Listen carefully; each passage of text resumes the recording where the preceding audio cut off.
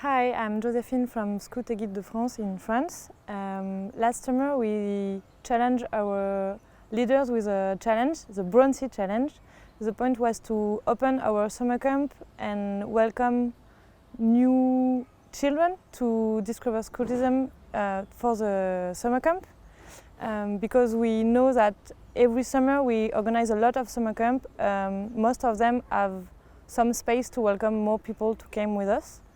So with that we do last year, we opened 460 summer camp.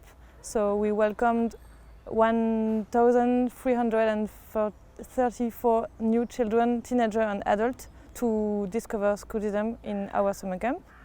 To help our leaders, we made a trailer video and we sent to all of our leaders and adults in our association, and most of them take part of this challenge.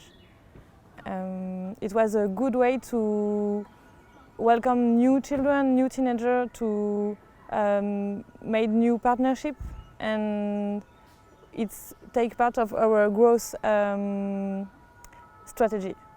If you have questions, you can contact me.